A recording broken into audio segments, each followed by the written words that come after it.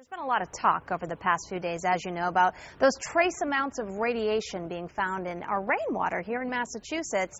And that got us thinking, what else is in our water? What about all the winter road salt and the chemicals that have been sprayed onto our streets and sidewalks all winter long? Where have those chemicals gone? Joining us this morning from our Beacon Hill studio, this is Becky Smith from Clean Water Action. To answer some of these questions for us, Becky, thank you so much for coming in to join us this morning.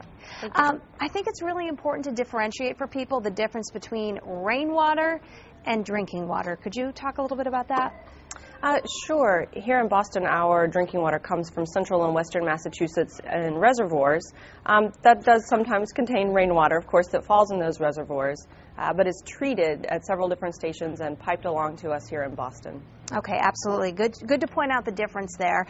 So what about all the chemicals? Because obviously they have more snow, typically, out in the western part of the state, and they clear the roads out there, too. I mean, obviously some of that is going to run off into those reservoirs. Sure. One of the biggest contaminants or sources of pollution of water anywhere, and certainly around urban areas, is runoff. So whatever is on the streets or pet waste and car waste and those salts and melting chemicals do run off into our waters.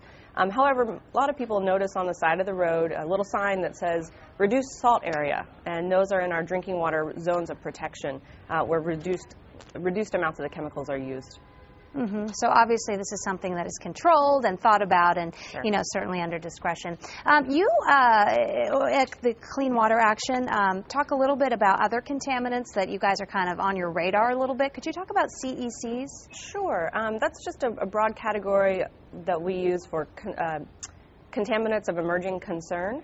So when we're thinking about pharmaceuticals, for instance, and other chemicals that are byproducts of energy production. When, you know, here in Massachusetts, we have one nuclear facility, we have coal burning power plants, and the important thing is to think about what's upstream, you know, both literally and sort of figuratively, and energy choices we make. So contaminant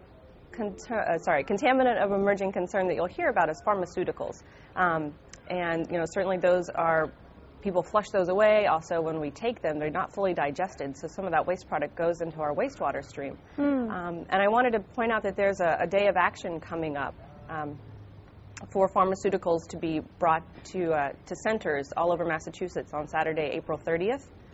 It's a program by the DEA to take back some of those pharmaceuticals, and we think it's a great idea from a pollution prevention perspective for that reason. So you said that's coming up on Saturday, April 30th, and obviously a lot of this is in our control with what we do and how we live, but when you talk about things that are upstream, things that are not in our control, obviously the radiation is something that we've talked a lot about, and that's been a lot in the news a little bit. There are definitely some precautions in place to filter out all of these pollutants.